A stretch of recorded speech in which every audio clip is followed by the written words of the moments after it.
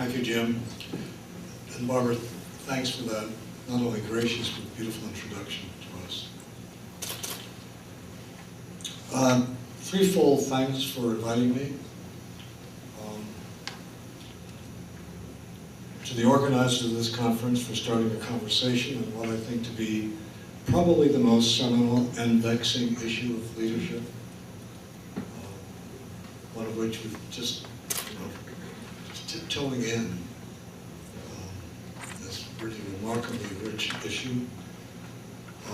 Secondly, to have this opportunity to share a platform with my pal and colleague and esteemed colleague, Jim Burns. Three, to force me to think anew about this topic. As Helen Vendler put it, to freshly imagine, to be given this opportunity to take another look at this topic of moral leadership, two daunting and taunting words. And in fact, it reveals, in preparing this talk, my own metaphysical pathos, my own conflicts and issues. I still have a feeling of anxiety and discomfort and queasiness about the topic of moral leadership, of morality, of just leadership. It's an issue that I have to admit up front that for most social scientists of my generation, the topic always causes a fair amount of discomfort and often get us to be weak-kneed. And in fact, I have in the past found it more convenient and even a privilege to claim ignorance rather than face up to the issues that phrase brings to mind. But I have to tell you a bit about my background to be clear about why this issue is sort of a difficult one, and one that really causes me to, again, think anew about this issue. Which is probably why I prefer, as Jim Burns does, the word values to morality, but that's another conversation. I want to tell you a bit about my upbringing, my socialization, becoming not a leader, but a social scientist. I went to a college, first of all, a really liberal arts and a really secular liberal arts college in the Midwest, where it was politically correct before the phrase had ever been coined. I remember one of the committees, the Race Relations Committee on campus, did not want to sing White Christmas. And in one of my lighter moments, I wrote a satire called Beige Noel, which I thought would be more. They did, however, have this anachronism on their application, which was church preference, and I thought I was being incredibly brilliant when I wrote down an answer to church preference. I wrote Gothic.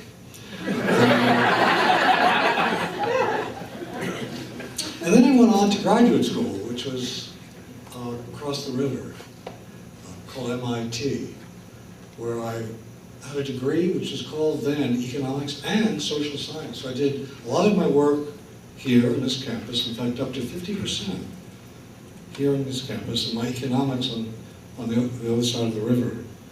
And learned it was a marvelous opportunity to really cobble together a truly interdisciplinary degree, for which I will forever be grateful. Although I must say that the economists in my department, especially Professor Paul Samuelson, when I told him I was not going to do my thesis in economics, the look of palpable relief that came upon his face. So at the time, we all worshipped at the shrine of tight-lipped logical positivism.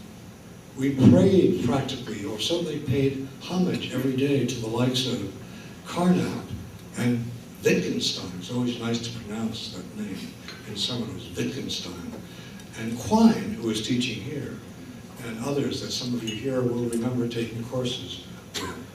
And we were, incidentally, also, my generation, we woke every morning, it seemed, determined to change the world through multiple regressions with an assist from Boolean algebra.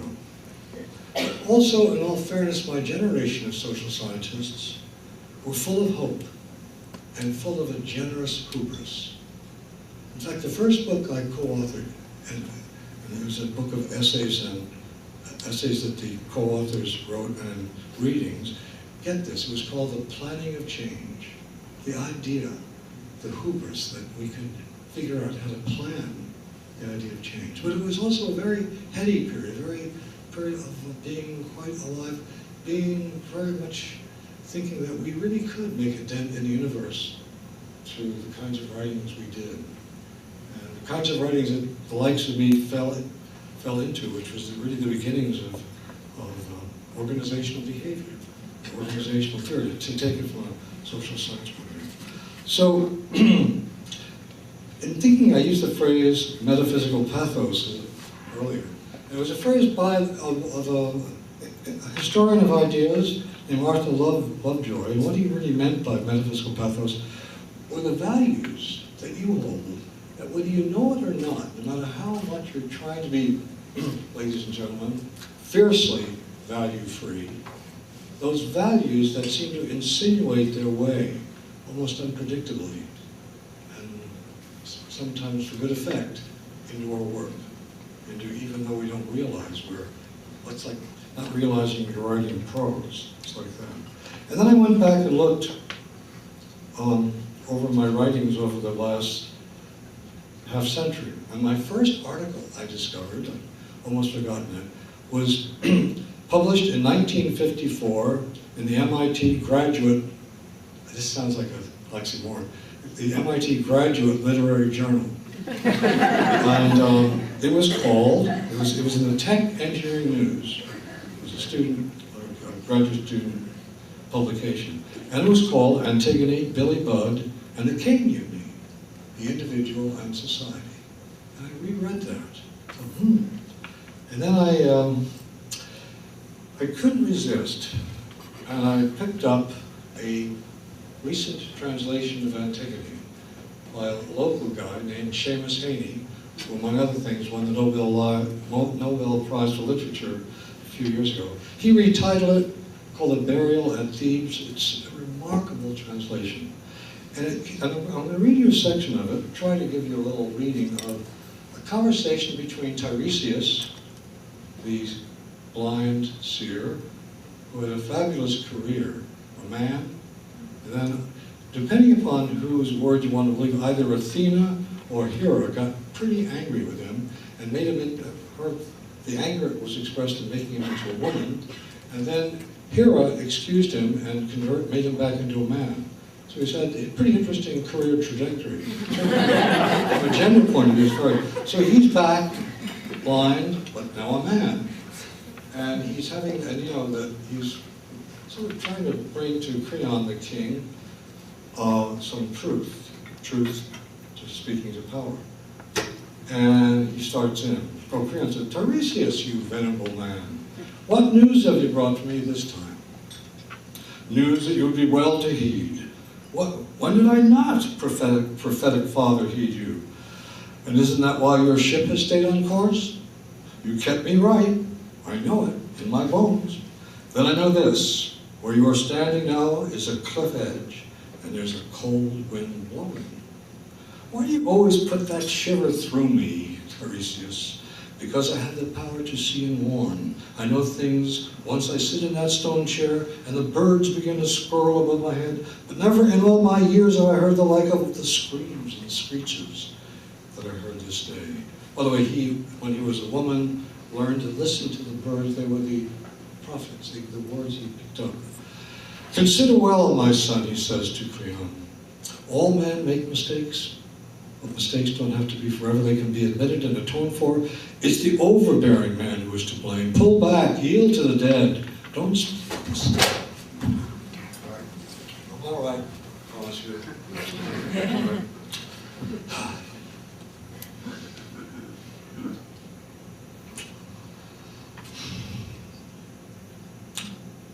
And isn't that why your ship has stayed on course? You kept me right, I know it in my bones.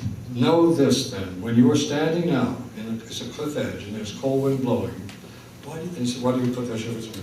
So, He says, Creon says finally, why am I standing out here like a target with every hour aimed at me? You, Tiresias, your whole fortune-telling tribe has bled me white, but not anymore. And Tiresias says, Creon says, does nobody realize that? And Tiresias says, honest advice is not a thing you buy.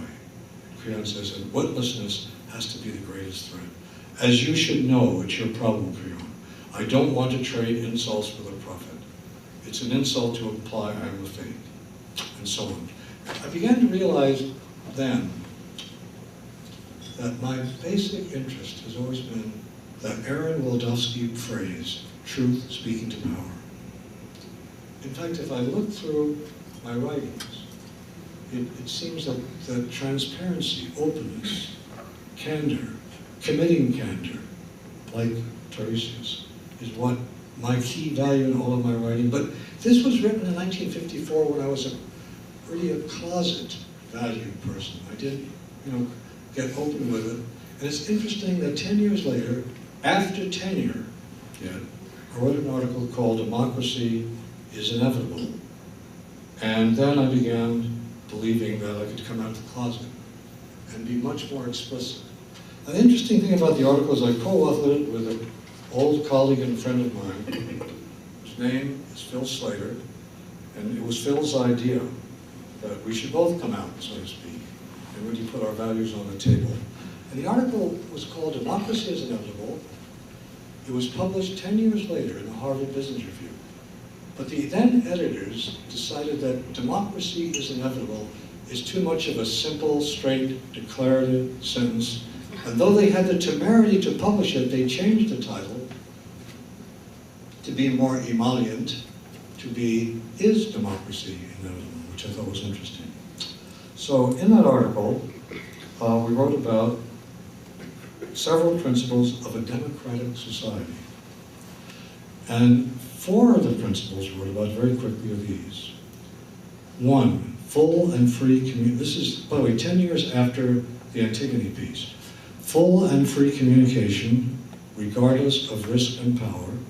2, influence based on competence and knowledge rather than the vagaries of personal whims or prerogatives of power. 3, an atmosphere that permits and even encourages emotional expression as well as task-oriented behavior. And finally, the leader must be willing and able to set reliable mechanisms of feedback so that the leader can not only conceptualize the social territory of which she is an important part, but realize how he and she influences it.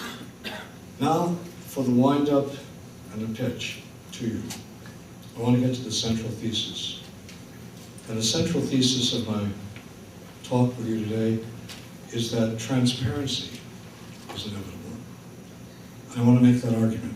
But there were 2 things that were clarified in my own mind in preparing this.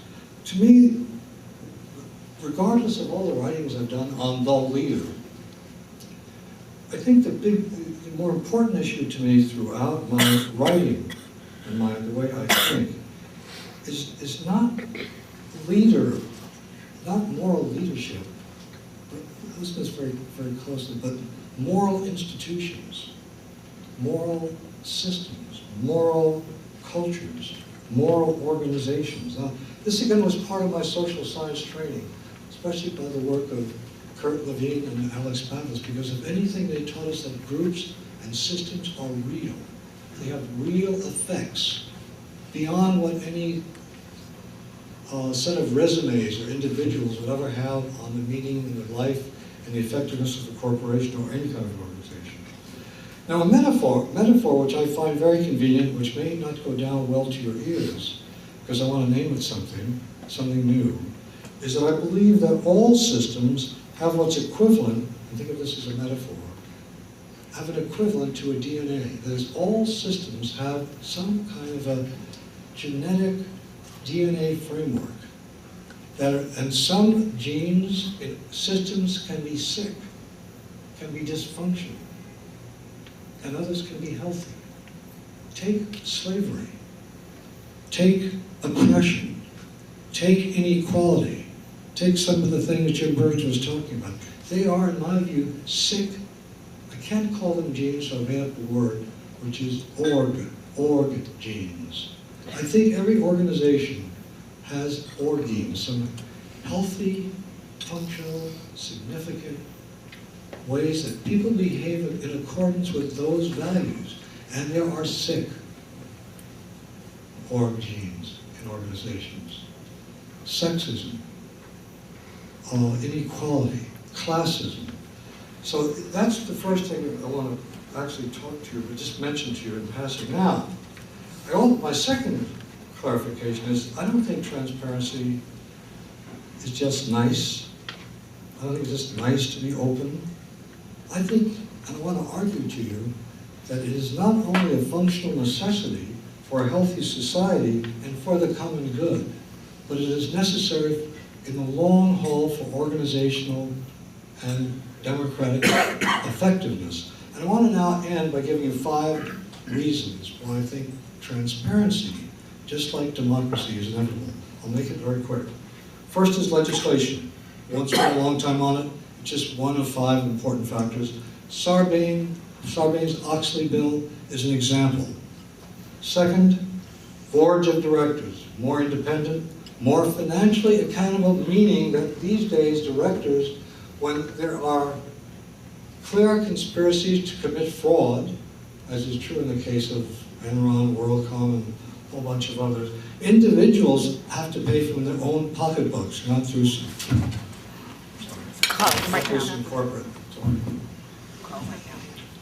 Thirdly, results. I'll make this short and sit down. And I'm sorry for that. Distraction, I know it is. Thirdly, results. A lot of anecdotal evidence, but there's a lot more evidence that the results. Fourthly, leadership. Your leadership, it does start at the top.